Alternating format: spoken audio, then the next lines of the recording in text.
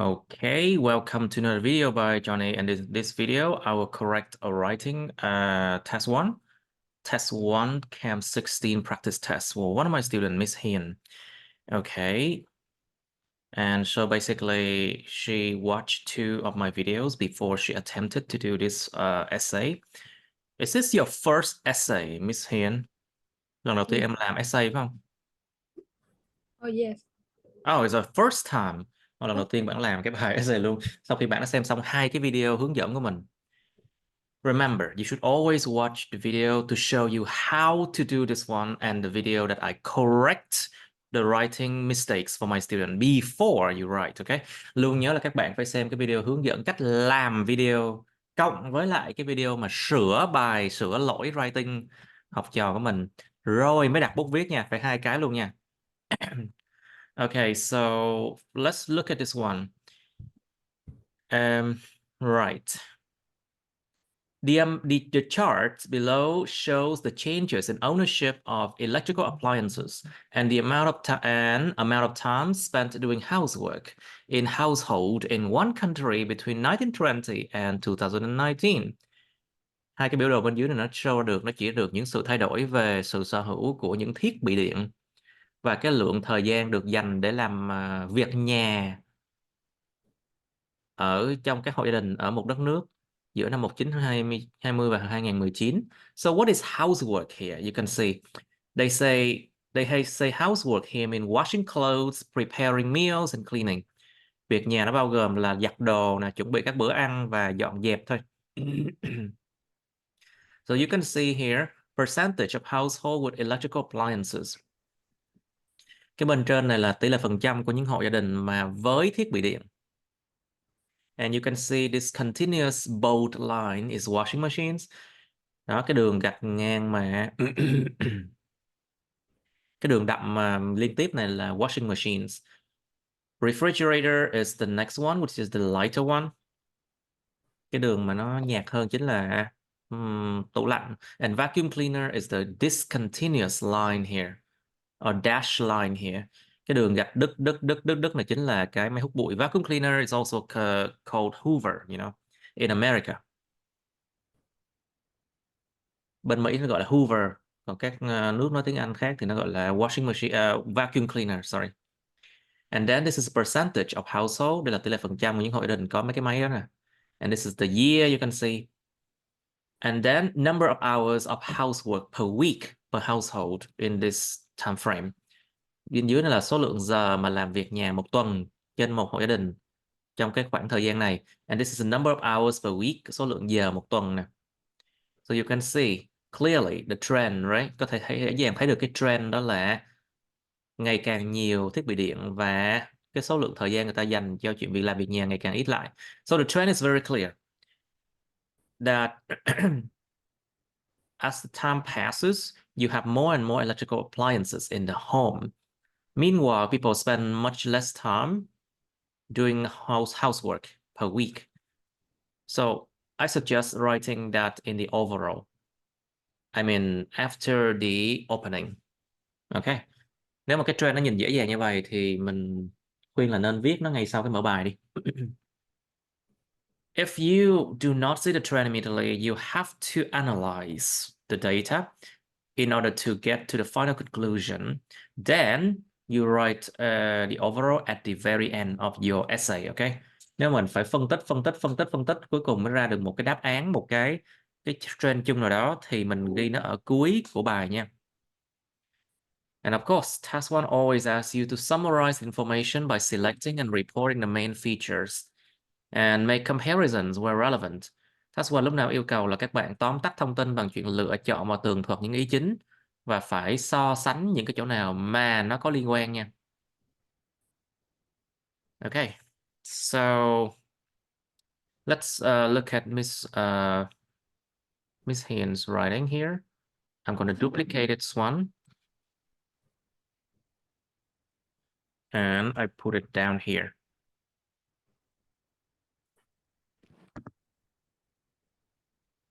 Okay, so this is your original one. Cái này là cái bài mà của Miss Hiền, này có đây bài sửa. So I'm gonna focus on correcting her writing, okay? The two-line graph illustrates the change in ownership of electrical appliances and the amount of time spent on household chores. Household chores, very good. In a particular country, trong một đất nước điển hình hả? In one country, yeah. Okay, good, good, good. Đồng, okay, tốt, very good. Các thông tin liên quan đều được nằm đây rồi. All the relevant informations are here. Mhm. Okay, overall, what stands out from the line graph is that, mệnh đề what hả? Mệnh đề có what hả? What clause, right? Thực sự cũng được. You can actually use what and it clause too. Mệnh đề có what và mệnh đề có it cũng thể sử dụng. No problem. What stands out from the line graph? Which line graph? Nó có hai cái line graph là nha. There are two line graph actually. So basically you can say what stands out from the upper line graph. Cái này bắt buộc phải có nha. Tại vì sao? Có hai cái line graph lận, làm sao biết được line graph nào? There are two line graph. You have to say upper one, okay? Is that there was a, đúng rồi, dùng thời gian quá khứ là đúng. You use time verb in past tense. That's correct because these things are in the past. Mấy này trong quá khứ hết mà. There was a significant increase in the share of household using electrical equipment. Tỷ lệ phần chia sẻ ha.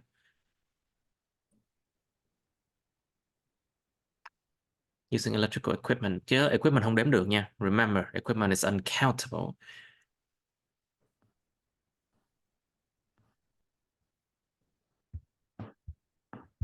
For the time allocated to housework saw a dramatic drop over the 100. Cái chỗ này nó không có dấu khoảng trống nha. There's no space in between, okay?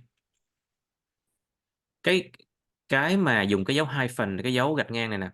Nếu mà nó có khoảng trống ở bên trái bên phải, nó có nghĩa là nó sẽ giải thích ra một cái gì đó ở được nó là phía trước đó.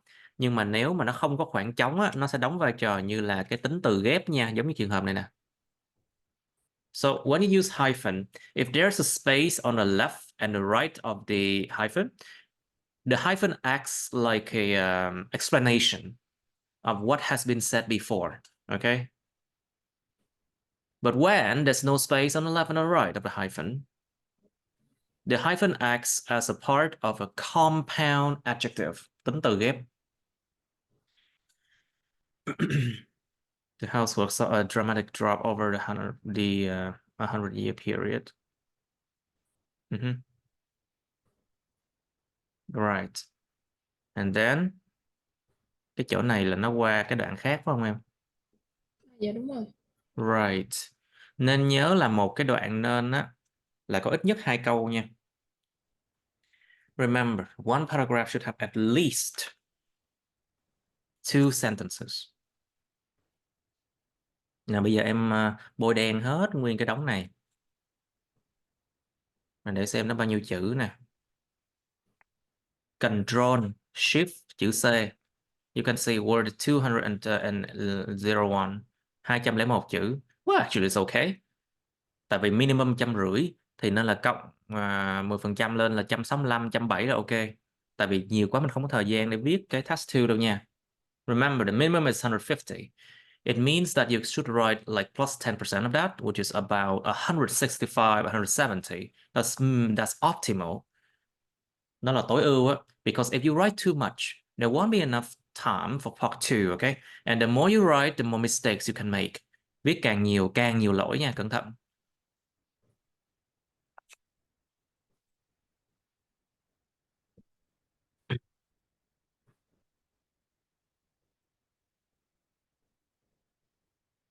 Only below 1% of household with refrigerator. Có này số nhiều nè.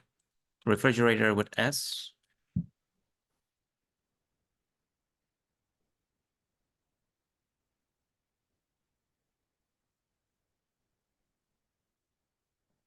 Dưới 1% của những hộ gia đình với tủ lạnh thì cái chữ nào trong cái đống này là quan trọng nhất nhỉ? Which one is the most important part in this whole clause? Nó là household, right? That's the word household is the most important, so this one should be were, okay? Tính dựa vào cái nào quan trọng nhất trong nguyên cái cụm đó. Chia động từ theo kiểu đó.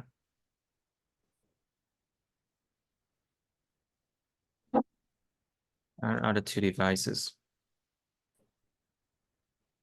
Much lower, yeah. Mhm. Nhưng mà có lẽ nên nói cụ thể hơn much lower, much lower bao nhiêu chẳng hạn. Maybe you should have mentioned like how much is much lower, you know.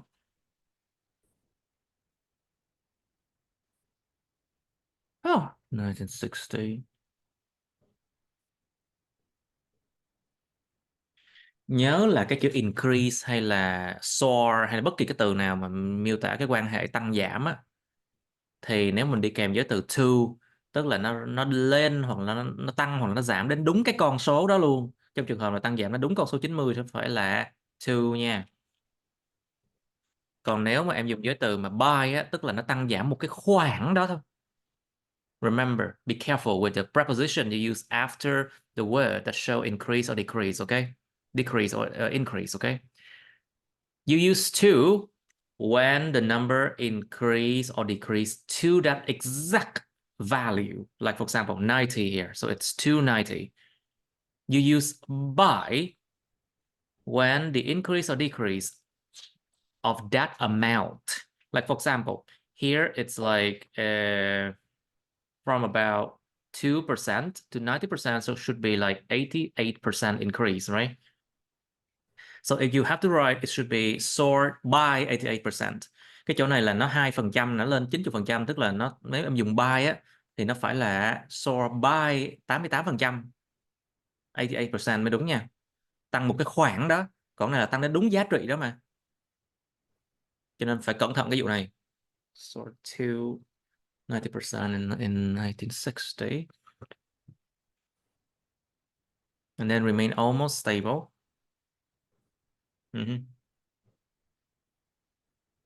At the end of the period.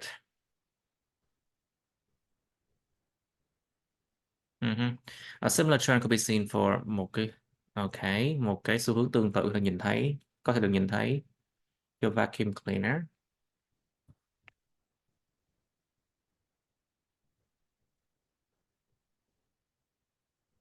Before witnessing a sharp increase at 100%. Một sự gia tăng ở con số 100%, nó nghe rất kỳ cục luôn á. Một sự gia tăng tới con số 100% mới đúng chứ. Đó, em thấy vấn đề về logic chưa? You see, there's a lot of logic problem. It should be witnessing a sharp increase to 100%, not at 100%.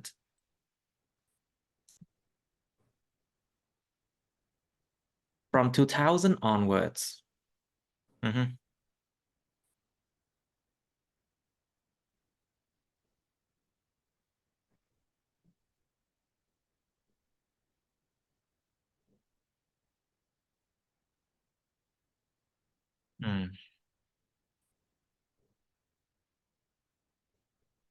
Starting at 4% in the first year.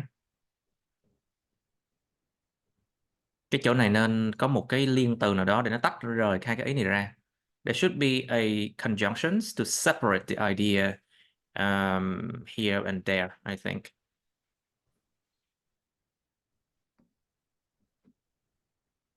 Like, for example, you can use the word similarly, because here you use the adjective similar. So here you can use the adverb similarly.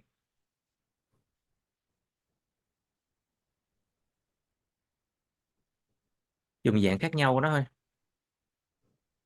Một cái là tính từ, một cái là adverb. Nó cũng giống như vậy, tại cái trend cũng giống mà. At 40% in the first year, the figure with washing machines, có S nha. Những cái máy này. Rose steadily to 70, đúng rồi. before dropping just over. Dropping to nha, nó rơi đến đúng con số đó nha. Dropping to that exact number around just over 60%. Thay vì cứ ghi là cái tăng cái giảm như vậy, mình có thể ghi là cái chỗ này nó bật ngược trở lại. Instead of saying like increase, decrease, you can say it bounce back. It then recovered, hoặc là dùng chữ hồi phục á.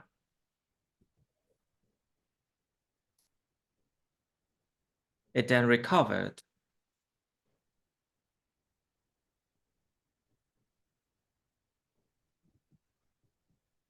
Reaching approximately.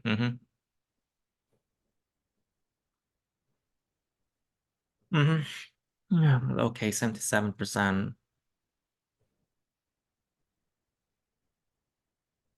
Hồi phục lại, tại vì nó giảm xuống nó hồi phục lại, xong nó hồi phục lại, nó là đi lên lấy và phục lại.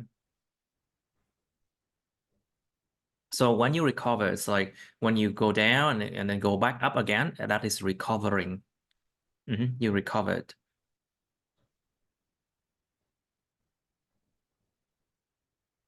On the other hand, number of hours spent on washing clothes, preparing meals, and cleaning fell dramatically from 50 hours to hit a low, để đạt một cái chỗ thấp điểm 10 hours per week. Thì có thể là cái đoạn này nó hơi bị ngắn quá chăng? This paragraph is a bit too short. Maybe we should do something else. Mình so sánh hai cái bảng này. Nãy giờ em quên so sánh hai cái dữ kiện hai cái bảng này. I think you forgot to compare it to charts. You can see clearly that the general trend. You can see one more thing. The number of hours actually dropped 5 times during just 100 years. You can see that. Đó, trong 100 năm là cái số lượng giờ làm việc nhà nó giảm 5 lần luôn á. But how about percentage of household with electrical appliances? Cái số lượng nhà mà có thiết bị điện á. So generally they increase by 2 to like 3 times or more, right? Nhìn chung có vẻ như là ở những hộ gia đình với electrical appliances, cái con số nó tăng lên cỡ khoảng 2 lần cho đến 3 lần vậy đó. Hoặc hơn thế. Trong khi đó là cái này nó giảm 5 lần chẳng hạn. But I'm not so sure how relevant it will be. Không chắc là nó sẽ ổn hay không. I'm not so sure how relevant it will be when we compare it to like here's like increasing 2 to 3 times during a period. This one is dropping by 5 times. Not so sure about that one, but I think it's okay now, I guess. Nghĩ là ổn hơn rồi đó. Okay, so that is task one. Was it hard? Was it very hard, Miss Hiền? Khó không Hiền ơi? Ờ, dạ cũng hơi. Lần đầu tiên làm. Nói chung là cứ làm cỡ khoảng mười mấy bài á, mà có video hướng dẫn, xong rồi này sẽ cho tự làm thử xem các thứ. So just try to do like about 16 something essays and then I'll let you do it yourself. Nhưng mà nhớ là về nhà phải viết đi viết lại mấy bài này nha. You have to go home and then rewrite these things, okay? Dạ. Okay, and then watch video and rewrite, of course. Okay. Any question? Câu hỏi gì không? Dạ không. You sure about that? Dạ. Remember, you have to report the main features only, okay? Mình chỉ cần tường thuật những cái mà ý chính thôi nha. The small ones, like the smaller one insignificant, you should not mention that. Mấy cái chỗ mà nó nhỏ nhỏ xinh xinh không đáng kể quá, mình có thể không cần phải nói đến. There's one more way to mention here. You can compare the lines in here. Mình có thể so sánh những cái đường này. Ví dụ như là nó cắt nhau ở chỗ nào. If they cross each other at what point? If they cross each other at one point or something like that. For example,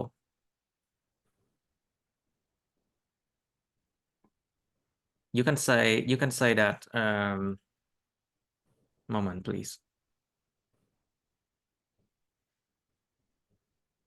You can say that in 1940 or in 1960, refrigerator leveled out, or overtook washing machine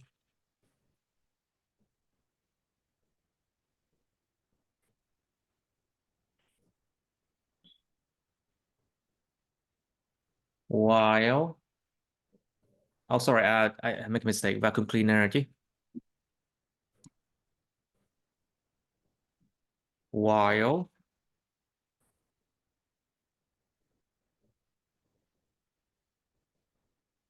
they were still 20% below refrigerator. Mình có thể ghi là wait a moment, this is the refrigerator, this is washing machine and vacuum cleaner. Oh my god, my mistake.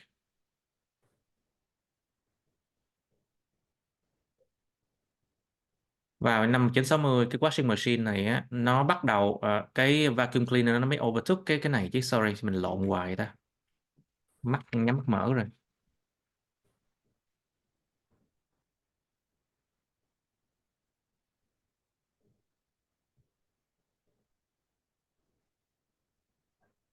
Vào năm 1960 cái vacuum cleaner nó bắt đầu nó overtook, nó vượt qua mặt cái washing machines, trong khi chúng thì vẫn 20% bên dưới cái refrigerator.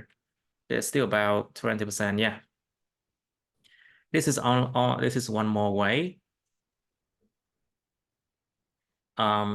What else?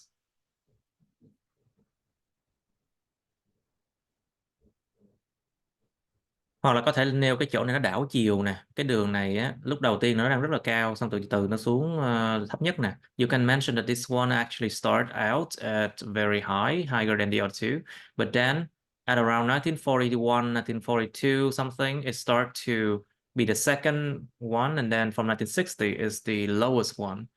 Từ 942 gì đó, từ chỗ này nó đang bắt đầu là cao nhất, xong rồi từ từ nó xuống hạng nhì, xong rồi từ từ nó xuống, nó thấp hơn cả hai thằng còn lại luôn á. Oh, well, there are some other ways you can do that. Like, for example, you can say that washing machines started the period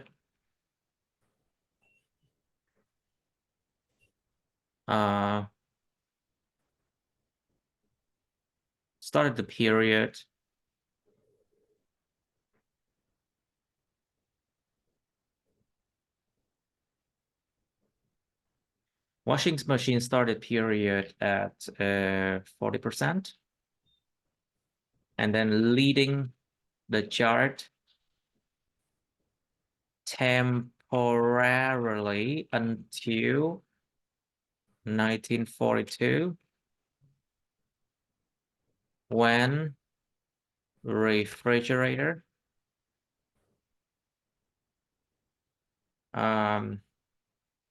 took its place, and then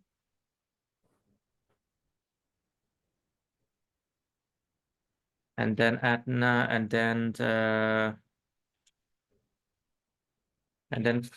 1960 onwards, it became the lowest in the whole chart, chẳng hạn. Ví dụ thì nó là washing machine bắt đầu cái giai đoạn 40% dẫn đầu bảng một cách tạm thời temporarily cho đến 1942, khi mà cái tủ lạnh nó chiếm chỗ của nó, và sau đó từ 1960 trở về sau nó trở thành là thấp nhất trong bảng luôn. There are some ways you can mention this one, okay?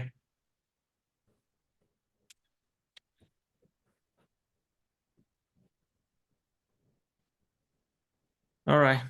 I mean, just some of my ways to do that. Okay.